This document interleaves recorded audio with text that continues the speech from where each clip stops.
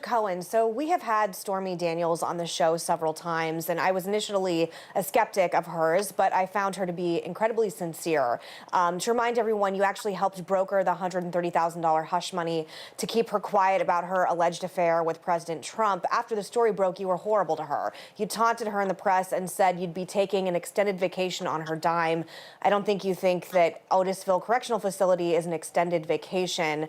You speak pretty negatively about her in your book, and again, this is a woman that I think has been mistreated by the media and did nothing wrong. Don't you think you owe her an apology instead of continuing to slander her?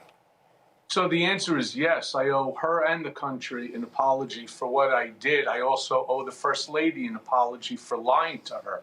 But I did it all at the direction of and for the benefit of Donald J. Trump. That was part of my job. And it's not something that I'm proud of. I do, however, want to say that prior to all of this, I've never spoken to Stormy Daniels. I never sent her a text. I never emailed her. I never spoke to her. I never met her. I never saw her. Every single communication that I had with Stormy Daniels was through her lawyer, Keith Davidson. And I'm not the one that ended up fully brokering the deal. It was between myself and her lawyer, and she's the one who determined how much money she wanted.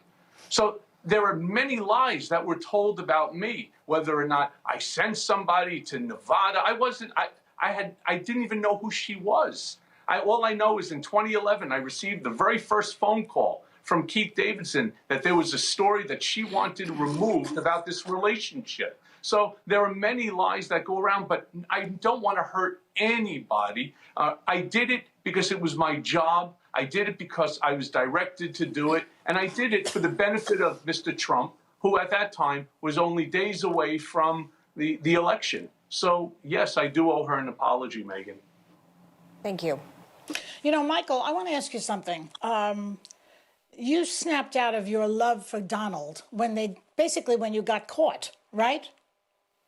No, that's not true. Then you started then you started to see the light at a certain point because basically you were in trouble. Am I right or wrong? Quick answer. That's true. That's true. Yes. I believe. So here's my question. I believed all the time, Joy. Here's my question.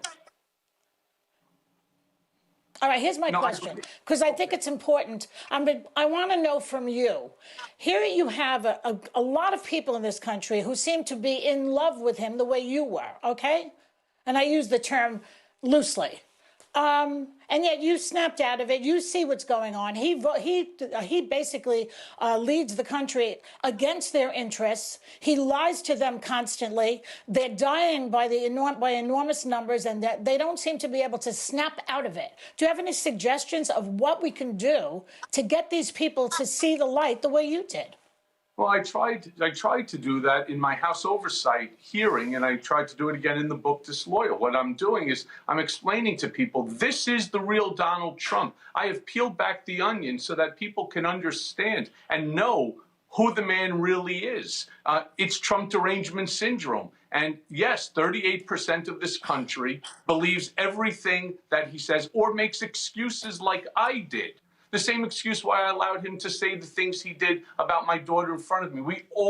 Everyone at the Trump organization made excuses for him. And when you walk into the building, you're walking to Trump Tower. Wait, can I interrupt you? Let me interrupt you for a second. You were getting some. Listen, you would. Hold on a second. You got something out of it. You made a lot of money. You were next to power, just like Jim Jordan and the rest of these hypocrites that are on his team. These people are getting nothing out of it. Why do they follow him? This is what drives me nuts every day. So, Joy, you got plenty out of it. Well, no, let me sort of set you straight on this one. Prior to working for Trump, I was as close to being a centimillionaire as anybody. I was the second richest person in the office, next to Donald Trump. Mine is not a rags to riches story. Mine is a riches to rags story. And I talk about it in the prologue. I'm broken.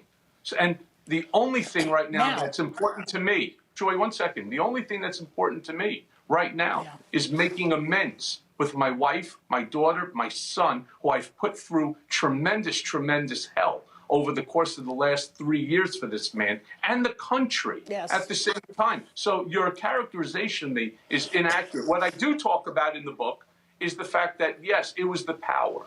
It was the celebrity power. It was then became the political power that really intrigued me the most. But this was not a money grab. And I take offense to it. Okay.